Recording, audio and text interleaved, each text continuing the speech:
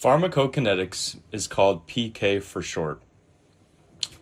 Pharma means drug, while kinetics refers to movement, so it relates to the movement of drugs in the body.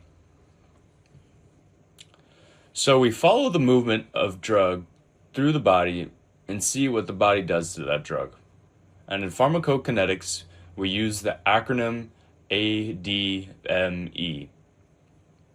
And this is used to encompass all of the processes that occur in pharmacokinetics.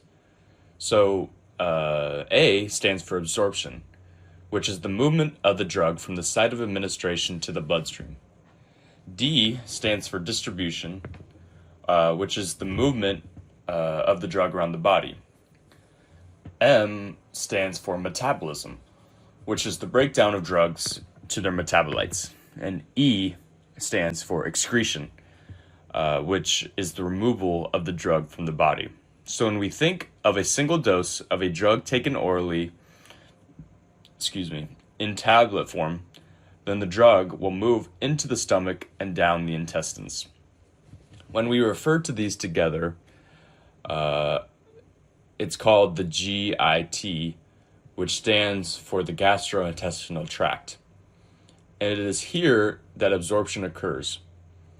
From here, after the drug is absorbed, it will move into the bloodstream. And travel around the body in the blood in the process known as distribution. From here, the drug will move into the liver, and it is in the liver that the drug is metabolized and broken down. And usually the drug will move then into the kidneys. And then in this process, it is here where the drug is removed from the body, and this is called excretion. So when we study pharmacokinetics, we usually look at the concentration of the drug in the plasma.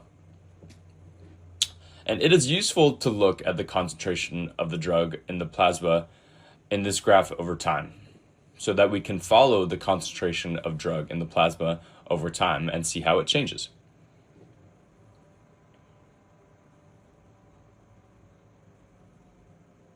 So let's return to our example of a single dose of an orally administered drug beginning at a concentration of 0. We will see an initial increase or spike in drug concentration of plasma. This will then plateau as it reaches maximum concentration and then fall or decrease as the drug concentration in the plasma again returns to 0. So as we look in the graph this way, we can see that the different processes are occurring over time.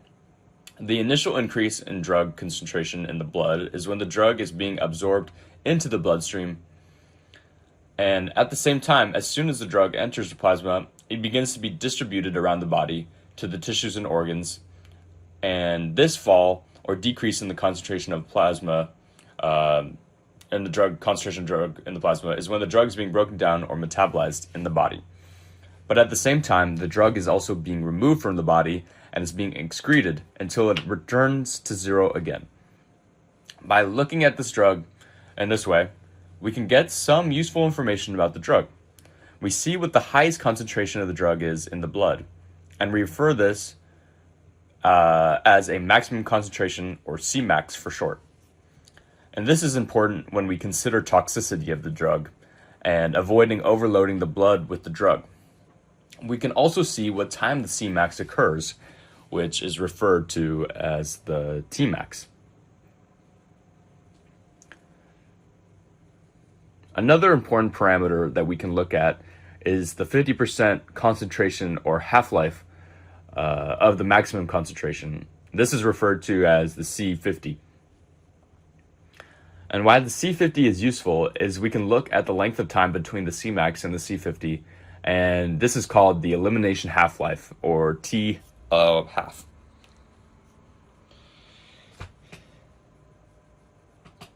And the elimination half-life is the length of time it takes for 50% of the drug to be removed from the plasma after it reaches its maximum concentration. So this is very important for dosing and calculating how much drug to give and at what time the next dose of the drug will be given. Another important parameter that we can take from this is the area under the curve, or AUC for short. And this describes or calculates the total exposure of the drug to the body. And this is important when we want to compare different drugs or routes of administration. Of course, each of these parameters are going to vary depending on the route of administration chosen, but they can also vary depending on the individual patient and their characteristics. And all of these parameters are taken into consideration when the drug is chosen to help determine how to administer the drug, what dose to administer, and how often to administer.